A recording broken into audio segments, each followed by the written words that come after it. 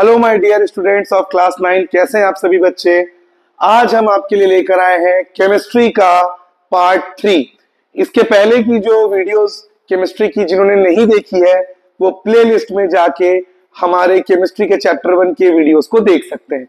आज जो टॉपिक्स हम पढ़ने वाले हैं मैटर इन अवर सराउंडिंग्स में वो है evaporation, condensation, sublimation, factors affecting evaporation, melting point and boiling point. सबसे पहले इवेपोरेशन, जो पिछली क्लास में भी मैंने आपको डिस्कस किया था। इवेपोरेशन मतलब क्या होता है? इवेपोरेशन का मतलब होता है द कन्वर्जन और changing of liquid into gaseous form.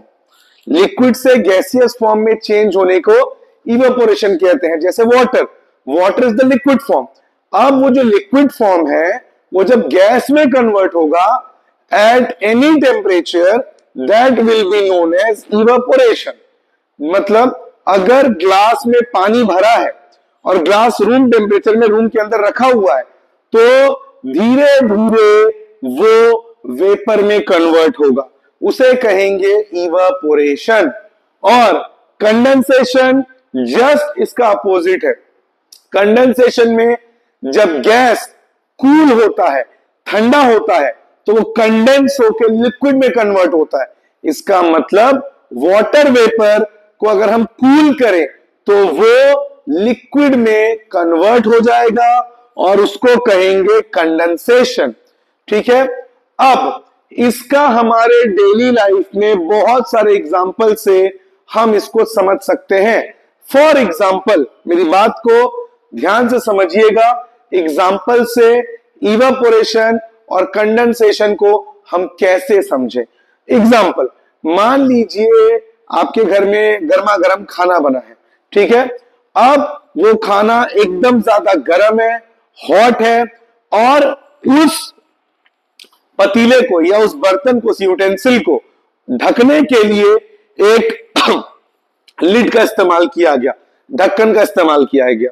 कुछ समय के बाद, after some time, when you will remove the lid, जब आप उस लिड को उठाएंगे तो आप देखेंगे उसमें पानी की बूंदें आपको नजर आएंगी, वो पानी आ जाएगा। ऐसा क्यों हुआ?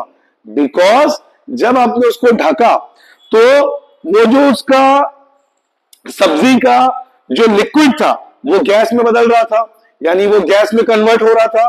लेकिन वो गैस उस लिड के साथ जब टच हुआ, लिड क्या था? सॉरी, लिड जो है वो ठंडा था, यानी गैस लिड के साथ टच में आते ही कूल हो गया। तो वो जो गैस था वो कन्वर्ट किस में हो गया? लिक्विड में।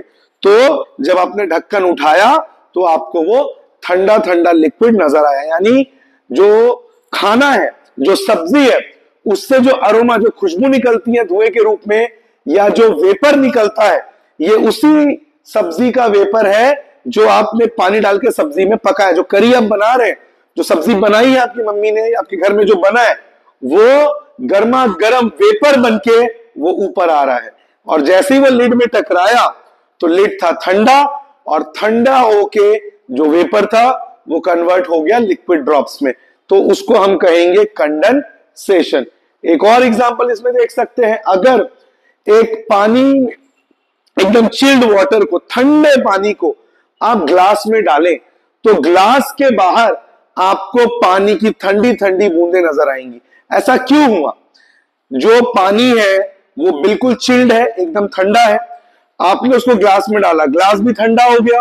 अब उस ग्लास के बाहर का जो एयर है, समझ लीजिए ये आपका ग्लास है, अब इसमें आपने एकदम ठंडा चिल्ड वाटर इसमें डाल दिया। अब ये जो पानी है, इस ठंडे पानी की वजह से ये जो ग्लास का आउटर सरफेस है वो भी ठंडा हो गया, लेकिन बाहर का जो एयर है, बाहर का जो एयर है वो तो गर्म है, वो तो हॉट है। तो ये हॉट एयर जब इसके कांटेक्ट में आया तो ग्लास के साथ टच होने पे वो कंडेंस होके, ठंडा होके वो पानी की बूंदों में नजर आया। यानी बाहर का एयर, जब बाहर का गर्म हवा हॉट एयर जब उस ठंडे पानी के ग्लास के कांटेक्ट में आया तो वो कूल हो गया, कंडेंस हो गया और लिक्विड में चेंज हो गया, लिक्विड ड्रॉप्स में, तो उसे हम कह सकते हैं कंडेंसेशन। और कुछ एग्जांपल्स लेते हैं बच्चों डेली लाइफ में। अगर आप अपने हथेली पे, अपने पाम में नेल पॉलिश रिमूवर डालते हैं तो कुछ समय के बाद आपको हाथ में ठंडा ठंडा लगने लगता है। उसके पीछे का रीजन क्या है? उसके पीछे का रीजन ये है बच्चों, अब जैसे ही आपने नेल पॉलिश रिमूवर अपने हथेली में, पाम में डाला तो वो हमारे पाम की जो गर्मी, हमारे हथेली की जो गर्मी है उसको लेकर वो इवापोरेट हो गया, क्योंकि लिक्विड को इवापोरेट होने के लिए तेजी से थोड़ा हाई टेम्परेचर चाहिए। ध्यान रखिए इवापोरेशन नॉर्मल टेम्परेचर में भी होता है, बट वो इवापोरेशन बहुत स्लो होता है। मतलब आप अगर पानी को ग्लास में रखेंगे तो 4-5 घंटे बाद अगर आप उसको रूम टेम्परेचर में ही रख के देखें तो उसमें से पता ही नहीं चलेगा पानी इवापोरेट हुआ कि नहीं। लेकिन अगर टेम्परेचर थोड़ा सा गर्म हो, थोड़ा सा हाई हो, तो इवापोरेशन फास्ट हो जाता है। तो जैसा मैंने आपको बताया, जैसे ही हमने नेल पॉलिश रिमूवर को हाथ में डाला तो हमारे हथेली की जो गर्मी है उस गर्मी को वो अब्सॉर्ब करके वो नेल पॉलिश जो लिक्विड है वो लिक्विड इवापोरेट होके गैस बन गया, और क्योंकि उसको इवापोरेट होने में उसने हमारे हाथ की गर्मी का यूज किया तो हमारे हाथ से गर्मी निकल गई, तो हमारा हाथ ठंडा ठंडा लगने लगा। ये एग्जांपल इवापोरेशन का। इसी टेक्निक का इस्तेमाल ठंडे पानी, मतलब पानी को ठंडा करने के लिए मटकों में किया जाता है। मटके का पानी, जो पॉट्स का पानी है, वो पानी बहुत बढ़िया रहता है। क्यों ऐसा, कैसे वो ठंडा करता है? तो जो मटका होता है, जो अर्दन पिचर या अर्दन पॉट होता है, उसमें बहुत टाइनी टाइनी टाइनी टाइनी छोटे छोटे होल्स होते हैं। अगर आप उसको ध्यान से देखें कभी तो इसमें बहुत छोटे छोटे छोटे छोटे छोटे छोटे छोटे छोटे होल्स होते हैं, बहुत छोटे। अब उसके अंदर जब आपने पानी डाला तो क्या हुआ, वो जो छोटे छोटे होल्स हैं उन होल्स में से मटके के अंदर की जो गर्मी है वो निकल गई, और जब अंदर से गर्मी निकल जाएगी तो मटके के अंदर का टेम्परेचर ठंडा हो जाएगा। इस तरह से पानी कूल होता है। हमारे घरों में एग्जॉस्ट, खास करके किचन में जब मम्मियां खाना बनाती है वो एग्जॉस्ट लगा होता है किचन में। रीजन क्या है बच्चों उसके पीछे? रीजन ये है, जो टेम्परेचर है रूम का, उसके अंदर जो खाना बनाते समय जो गैस बन रहा है, जो गर्मी हो रही है, वो गर्मी उस एग्जॉस्ट से बाहर निकल जाए और अंदर का जो टेम्परेचर है वो कूल हो जाए। जो कॉटन शर्ट्स होते हैं जो हम पहनते हैं गर्मी के मौसम में, वो हमारे बॉडी को कूल ऐसे ही तो करती है। हमारी बॉडी से जो पसीना निकलता है वो पसीना उन कॉटन शर्ट्स के छोटे छोटे होल से इवापोरेट होकर स्वेट बाहर निकल जाता है, और स्वेट या गर्मी जब उन कॉटन शर्ट्स के पोर से वेपर बन के जब वो बाहर निकल जाता है तो हमारे बॉडी का टेम्परेचर कूल होने लगता है। तो ये एग्जांपल्स हैं, कुछ रियल लाइफ एग्जांपल्स हैं जो हम इवापोरेशन कंडेंसेशन में देखते हैं। एक और एग्जांपल देता हूं आपको। गांव में जो खपरेल का, जो छपरे का घर होता है, उसमें क्या किया जाता है, उसमें जो खपरा होता है मिट्टी का या ब्रिक्स का, उस खपरे में लोग पानी छींटते हैं गर्मी के मौसम में। पानी छींटने से क्या होगा, पानी जब उसमें स्प्रिंकल किया जाएगा तो जो पानी है वो इवेपोरेट होने के लिए उस खपरे की जो गर्मी है उसका यूज करके इवेपोरेट हो जाएगा। जब खपरे की गर्मी निकल जाएगी तो खपरा क्या हो जाएगा, कूल हो जाएगा। गर्मी के मौसम में मिट्टी के घरों में मिट्टी में पानी छिड़कते हैं, तो जैसे ही मिट्टी में पानी छिड़कता है आप देखिए उसमें से धुआं निकलने लगता है। क्यों? जैसे ही आपने पानी छिड़का तो पानी उस मिट्टी की गर्मी को लेके गैस बन के इवेपोरेट हो गया, जो आपको स्मोक के फॉर्म में दिखा, और मिट्टी ठंडी हो गई। तो इस तरह से हमने कुछ एग्जांपल्स देखे डेली लाइफ के इवेपोरेशन और कंडेंसेशन के। ठीक है, इसके बाद सब्लिमेशन। सब्लिमेशन मैंने बच्चों आपको पिछली क्लास में भी बताया था। What is sublimation? अगर कोई चीज डायरेक्टली सॉलिड से गैस में कन्वर्ट हो जाए तो उसे सब्लिमेशन कहते हैं। जैसे पूजा में जो कैम्फर, कपूर का उपयोग होता है, उस कपूर को जब हम जलाते हैं तो वो सीधा गैस में कन्वर्ट हो जाता है, लिक्विड में कन्वर्ट नहीं होता, सब्लिमेशन। इसके अलावा हमारे घरों में जो नैप्थोलिन बॉल्स होता है जो हम कपड़ों में रखते हैं, वो बॉल्स भी सीधा किसमें धीरे धीरे छोटे हो जाते हैं, मतलब वो लिक्विड में कन्वर्ट नहीं होता, वो सीधा गैस में कन्वर्ट हो जाता है। तो वो भी एग्जाम्पल है सब्लिमेशन का। एक और एग्जाम्पल है ड्राई आइस, जिसको हम कहते हैं सॉलिड कार्बन डाइऑक्साइड। अगर ड्राई आइस जो सॉलिड कार्बन डाइऑक्साइड है उसको आप गर्म करेंगे तो वो सीधा स्मोक में यानी गैस में कन्वर्ट हो जाएगा। मैंने बताया था इस ड्राई आइस का इस्तेमाल थिएट्रिकल इफेक्ट्स में, जो स्मोक दिखाया जाता है जब हीरो हीरोइन की एंट्री होती है उसमें किया जाता है। आइसक्रीम को ठंडा रखने के लिए फ्रीजर में भी इसका इस्तेमाल किया जाता है। अगर इसको हम गर्म करें तो सीधा व्हाइट गैस में कन्वर्ट हो जाता है। ठीक है, तो ये कुछ एग्जांपल्स हैं सब्लिमेशन के। इसके बाद फैक्टर्स अफेक्टिंग इवापोरेशन, वो कौन से फैक्टर्स हैं जो इवापोरेशन पे असर डालते हैं? सबसे पहला विंड स्पीड, जितनी तेज हवा चलेगी उतना तेजी से इवापोरेशन होगा। जब बहुत तेज हवाएं चल रही हो और उसमें हमने कपड़े सुखाए हो तो फिर क्या होगा? हमारे कपड़े जल्दी सूखते हैं। मैंने पिछली क्लास में भी आपको बताया था बच्चों कि हमारे घरों में जब हम छोटे होते थे, बारिश का मौसम आता था तो घरों में पंखे को चला के कपड़ों को सुखाया जाता था। उससे क्या होता था, हवा बहुत तेज चलती है तो वो जो पार्टिकल्स होते हैं लिक्विड के, पानी के, उसको वो अपने साथ ब्लो करके ले जाता है। तो जितनी तेज हवा चलेगी इवापोरेशन उतना फास्ट होगा। हमेशा याद रखिएगा evaporation is a surface phenomena, यानी कि इवापोरेशन सरफेस पे होता है। यानी ग्लास में अगर आप पानी रखेंगे तो जो सरफेस है, अगर मैं ये ग्लास बना के दूं आपको, तो ये जो सरफेस, ये पूरा पानी है, इवापोरेशन होगा इस सरफेस पे। यानी इवापोरेशन सरफेस पे होता है, सतह पे होता है, जो अपर सरफेस होता है। ठीक है, अब ह्यूमिडिटी, ह्यूमिडिटी मतलब उमस। उमस मतलब क्या होता है? हवा में मौजूद पानी की मात्रा, मॉइस्चर।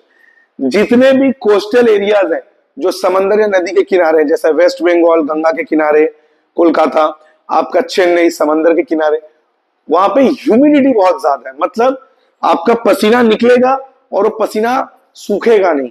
इसका मतलब आप जैसे नहा के निकलेंगे आपका बॉडी चिपचिप करने लगे, स्टिकी हो जाएगा, पसीना ड्राई नहीं होगा। अब होगा क्या? पसीना अगर सूखेगा नहीं तो हमारा पूरा बॉडी पसीने से तरबतर होगा। जब हमको पसीना था, हम पंखे में बैठ के उस पसीने को सुखाते हैं ताकि वो पसीना इवेपोरेट हो जाए और हमारे बॉडी को रिलैक्स लगे, कूल लगे। लेकिन अगर वो स्वेट बॉडी में ही रह गया तो फिर कितना अनकंफर्टेबल होगा। तो कोलकाता, वेस्ट बंगाल, चेन्नई साइड ये बहुत होता है। ऐसा क्यों होता है बच्चों? अब ये वाटर बॉडीज के किनारे हैं तो सूरज की गर्मी के कारण जब ये इवेपोरेट होता है पानी, यानी हवा में ढेर सारा पानी मौजूद होता है, और हवा में क्योंकि ढेर सारा पानी मौजूद होता है तो हवा में जगह नहीं है। एयर में जो बाकी लिक्विड है, यानी हमारे पसीने को या कपड़ों से पानी को ड्राई अप करने का स्पेस नहीं है। कैसे होगा? क्योंकि पहले से ही हवा में ढेर सारा मॉइस्चर यानी पानी मौजूद है समंदर और नदियों की वजह से। तो आपकी बॉडी से पसीना जो है वो इवेपोरेट नहीं होगा, बिकॉज एयर में जगह नहीं है, स्पेस नहीं है। सन जब उसको इवेपोरेट करेगा, पसीने को इवेपोरेट करके क्या किसमें कन्वर्ट करेगा? वाटर वेपर में, और वो एक गैस में है तो एयर में जाएगा, लेकिन जगह ही नहीं है तो पसीना बॉडी में ही रह जाएगा और बॉडी को बहुत अनकंफर्टेबल लगेगा। तो ह्यूमिडिटी होने से इवापोरेशन स्लो हो जाता है। इसके बाद सरफेस एरिया, जितना बड़ा सरफेस एरिया उतना ज्यादा इवापोरेशन। एक एग्जांपल से समझिए, जब चाय को हम कप के बजाय सॉसर में यानी प्लेट में डाल के पिएंगे तो वो चाय जल्दी ठंडी हो जाती है। कारण, जब चाय को आपने कप में रखा और चाय को आपने प्लेट में रखा तो सरफेस एरिया प्लेट में रखने से बढ़ गया। तो प्लेट में रखने से जब सरफेस एरिया बढ़ जाएगा तो इवापोरेशन फास्ट हो जाएगा। इसका मतलब चाय तेजी से ठंडी होगी और उसको पीना आसान होगा। और कपड़े भी जब हम सुखाते हैं, हम कपड़े को फैला देते हैं। कपड़े को फैलाने से क्या होगा बच्चों? कपड़े जितने ज्यादा फैलेंगे, कपड़े जितना फैलेगा उतना ज्यादा सरफेस एरिया ऊपर आएगा और वो जो पानी है उस कपड़े में वो इवेपोरेट हो जाएगा। आपने अपने बचपन में अभी भी घर में जब मम्मियां गर्मा गर्म खाना परोसती हैं, आपको सर्व करती हैं, आप देखिएगा जब वो गर्मा गर्म दाल या सब्जी डालती है तो वो उसको जो बर्तन होता है, जो चमचा होता है, उससे उसको थोड़ा स्प्रेड आउट कर देते हैं, फैला देते हैं, ऐसे ऐसे करते हैं हाथों से, थोड़ा चावल में दाल डाल के उसको ऐसे ऐसे फैला दिए। क्यों? सरफेस एरिया जितना बढ़ेगा खाना फैलाने से उसका सरफेस बढ़ जाएगा, खाना उतना जल्दी ठंडा होगा, और जितना जल्दी ठंडा होगा आप उतने अच्छे से उतनी जल्दी खाने को खा पाएंगे। ठीक है, इसके बाद टेम्परेचर, मैंने पहले ही बता दिया है, टेम्परेचर जितना ज्यादा होगा इवेपोरेशन उतना फास्ट होगा। क्यों? बिकॉज लिक्विड में जो पार्टिकल्स थोड़े पास हैं, अब आप इसको दे रहे हैं हीट, हीट देने के कारण इसके पार्टिकल्स एक दूसरे से दूर जाएंगे, इंटरमोलिकुलर फोर्स ब्रेक होगा और ये गैस में कन्वर्ट हो जाएंगे। यानी टेम्परेचर, गर्मी में कपड़े जल्दी सूखते हैं, नदियां जल्दी सूखती हैं, वाटर बॉडी जल्दी सूखती है, बिकॉज इवेपोरेशन का रेट फास्ट हो जाता है। ठीक है, अब कूलर कैसे ठंडा करते हैं आप जानते हैं? गर्मी में जो नॉर्दर्न स्टेट्स हैं, यूपी, बिहार, यहाँ पे राजस्थान में लू चलती है, गर्म हवा के थपेड़े। अब होता क्या है, गर्मी के मौसम में इन स्टेट्स में जिनकी मैं बात करूं, छत्तीसगढ़, एमपी, यूपी, बिहार, यहां पे गर्मी के मौसम में अप्रैल मई में हवा बिल्कुल ड्राई हो जाती है, बिकॉज जनरली ये समंदर के किनारे नहीं है, तो हवा बिल्कुल ड्राई हो जाती है। और ये सूखी हवा, ये सूखी गर्म हवा, भाई ब्लोअर में जब हमारे बाल को हम सुखोते हैं या ड्राई अप करते हैं, तब कभी अगर वो हमारे स्कैल्प लगे कितना जलता है, इसका मतलब वो गर्म हवा कितना ज्यादा नुकसानदायक है, कितना हमको प्रॉब्लम, पेन देता है। तो ये गर्म हवा जब हमारे चेहरों पे लगती है तो हमको जलन सी होने लगती है। लेकिन अगर बारिश के मौसम में यही हवा चले, हमको कितना अच्छा लगता है। क्यों? बारिश की वजह से हवा में मॉइस्चर हो गया, यानी हवा में पानी की बूंदें आ गई, तो हवा शीतल हो गई, ठंडी हो गई, और वो ठंडी हवा जब चेहरे को लगती है तो अच्छा लगता है। कूलर भी ऐसे ही काम करता है। अगर कूलर का मोटर बंद कर दे, मोटर नहीं सॉरी पंप बंद कर दे, क्या कूलर का हवा आप सह पाएंगे? नहीं, क्योंकि उसमें पानी नहीं है। तो खस क्या करता है, जैसे ही गर्म हवा बाहर से आती है, अब खस पानी पड़ने की वजह से गीला हो गया, तो हवा जब कूलर के अंदर एंटर करता है तो अंदर आने के बाद उस हवा में क्या मिल जाता है, क्या मिक्स हो जाता है? मॉइस्चर, पानी। और वो जब कूलर के ब्लेड्स घूमते हैं तो पानी वाला, मॉइस्चर वाला ठंडा हवा बाहर आता है और हमको ठंडी लगती है, यानी कंडेंस। बाहर से गर्म हवा आई, उसमें पानी मिला, और पानी मिलने के बाद वो हवा में मॉइस्चर आ गया, हवा ठंडी हो गई और हमें आराम मिला। तो इस तरह से मैंने डेली लाइफ एग्जांपल से आपको इवेपोरेशन, कंडेंसेशन, सब्लिमेशन और ये चीजें समझाई। बॉइलिंग पॉइंट क्या होता है? किस टेम्परेचर पे कोई लिक्विड बॉयल होता है। जैसे water boils at 100 degree celsius. Boiling और इवेपोरेशन में फर्क है बच्चों। Evaporation occurs at any temperature, but boiling happens for water at 100 degree celsius. मतलब पानी जब तक 100 डिग्री सेल्सियस में नहीं होगा वो बॉयल नहीं करेगा, उबलेगा नहीं। लेकिन इवेपोरेशन नॉर्मल, आप रूम टेम्परेचर में पानी रख दीजिए, वो धीरे धीरे इवेपोरेट होगा। और इवेपोरेशन सरफेस फिनोमिना है, सिर्फ सरफेस पे होता है। लेकिन बॉइलिंग बल्क फिनोमिना, यानी अगर आप इस ग्लास को बॉयल, पानी डाल के इसको कंटेनर में रख के बॉयल कर रहे हैं पानी को, तो सिर्फ सरफेस का नहीं, हर पार्टिकल में बॉइलिंग होगा। यानी सरफेस फिनोमेना होता है इवेपोरेशन, और बॉइलिंग पूरे कंटेनर में होता है। इवेपोरेशन स्लो प्रोसेस है, boiling is a fast process. ठीक है, और बॉइलिंग पॉइंट अलग अलग लिक्विड्स का अलग अलग होता है। वाटर का बॉइलिंग पॉइंट अलग होगा, ठीक है ना, कोई और लिक्विड का, केरोसिन का, पेट्रोल का बॉइलिंग पॉइंट अलग होगा। अलग अलग लिक्विड्स के बॉइलिंग पॉइंट अलग होते हैं। और एक बात, जितना हाई बॉइलिंग पॉइंट उसके मॉलिक्यूल्स का उतना इंटरमॉलिक्यूलर फोर्स। अब समझिए, जब आप बॉयल करेंगे लिक्विड को, मान लीजिए आप यहाँ पे कंटेनर को बॉयल कर रहे हैं और इसके अंदर पानी या लिक्विड है।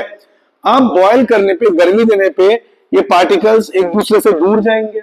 अब जो कम टेम्परेचर में बॉयल हो रहा है, मतलब उसके पार्टिकल्स के बीच में एनर्जी कम है, थोड़ा सा ही बॉयल करने से एक दूसरे से दूर हो गए। जिसका बॉइलिंग पॉइंट हाई है, मतलब उसको ब्रेक करने के लिए आपको ज्यादा एनर्जी देना पड़ रहा है। इसका मतलब low boiling point, low intermolecular force, high boiling point, high intermolecular force, मतलब उसके पार्टिकल्स को ब्रेक करके गैस में कन्वर्ट करने में आपको ज्यादा एनर्जी देना पड़े। एक ताला 2 बार में टूट गया हथौड़ी मारने पे, एक ताला 10 बार में टूटा, मजबूत कौन सा ताला है, 2 बार या 10 बार? 10 बार। ठीक उसी तरह जितना हाई बॉइलिंग पॉइंट होगा, जैसे किसी का 100 है, किसी का 200 है, तो जिसका 200 बॉइलिंग पॉइंट है उसका इंटरमोलिकुलर फोर्स ज्यादा होगा। और मेल्टिंग पॉइंट का मतलब अगर कोई सॉलिड जो है वो मेल्ट होके लिक्विड में कन्वर्ट हो रहा है तो उसको हम उसका मेल्टिंग पॉइंट कहेंगे। जैसे आयरन को बहुत हाई टेम्परेचर में ब्लास्ट फर्नेस पे गर्म करना पड़ता है, तब जाके आयरन मेल्ट होता है और उससे अलग अलग शेप्स बनती हैं। तो मेल्टिंग पॉइंट में सॉलिड का लिक्विड में कन्वर्ट होना होता है। बॉइलिंग पॉइंट में जब आप किसी को एक्सेसिव हीट देते हैं तो वो ब्रेक होके वेपर में कन्वर्ट होता है, उसको कहते हैं बॉइलिंग पॉइंट। तो आज की वीडियो के लिए इतना ही। मिलेंगे आपसे अगली वीडियो में, अपना ध्यान रखिए। मिलेंगे आपसे अगली वीडियो में और पूरे क्लास 9 के दौरान स्नेहपूर्ण शिक्षा आपके साथ है। Have a good day.